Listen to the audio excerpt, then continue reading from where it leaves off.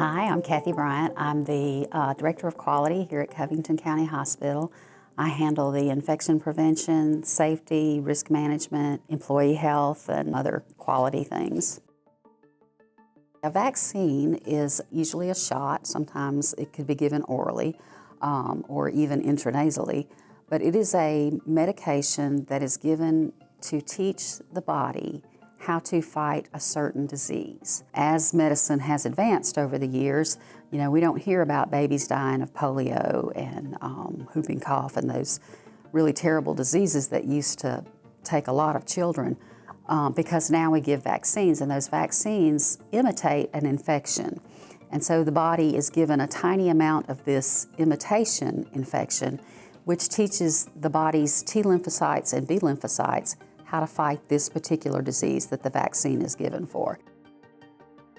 A lot of vaccines give you protection as long as you will need it. For instance, a rotavirus vaccine. Rotavirus doesn't normally hit adults. It's a childhood illness. Children who get rotavirus don't do well, so you want to vaccinate them while they're young.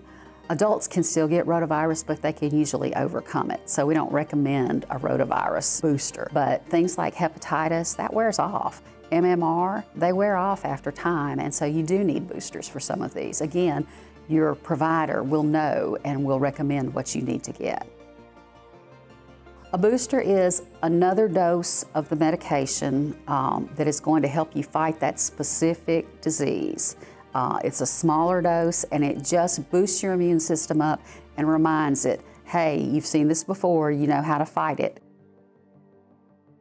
A variant is like a strain. So if you have, for instance, flu A or flu B, there's H1s, N1s, HVs, H5s, there's all sorts of different strains. We've seen that with COVID. We've had Omicron and Delta and BA1 and all these different strains of the virus. As a virus changes and works to make itself more transmissible so that it can survive longer and in hardier conditions, it changes itself. And so those changes are enough of a difference to name it another strain. We like for children who are born with immune systems that are just naturally weak, every baby has a weak immune system, they need some help being able to fight particularly deadly diseases. Once a child has that immune capability, if the child is exposed to one of those diseases, its body already knows how to fight that disease. So that's why it's so important to give these children these vaccines on schedule. As we go forward, more and more people are choosing not to vaccinate their children. That's a personal choice, but if I'm going to vaccinate my children, I want them to be in school with other children who are vaccinated. Unvaccinated children do not have the ability to fight these diseases if they're exposed to them. And they could be exposed because while we don't have some of these diseases in America anymore, we have eradicated them through our very stringent vaccination requirements in the school systems. There are countries where these diseases are still very prevalent. And so if you take unvaccinated children, if for instance they go overseas and they're exposed to people from other countries that still have these diseases rampant in their country, that child with no vaccine is much, much more susceptible to that disease and can bring it back to his classroom where maybe there are 2 or 3 more kids who are unvaccinated, and then you have a problem. Parents are naturally nervous about putting anything in their child. That's their most loved person in the world, and you can understand them being nervous about what we put in their bodies.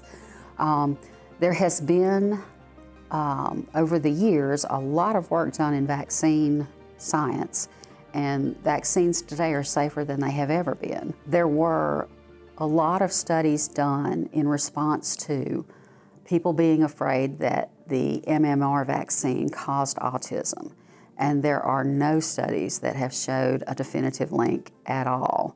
But that fear is still present. There's a wonderful CDC site with recommendations and answers all questions about vaccines. It's very informative. Vaccination recommendations come from the CDC and the American Pediatrics Association, so that these are people who take care of children every day, and they know what they're recommending for them is safe. The COVID-19 vaccine is different from other vaccines in that it is designed to prevent COVID. So it has COVID properties that teach your body, your immune system, how to fight COVID. COVID-19 vaccines require more than one dose and boosters because our bodies have never seen COVID-19. It's a new virus to the human race.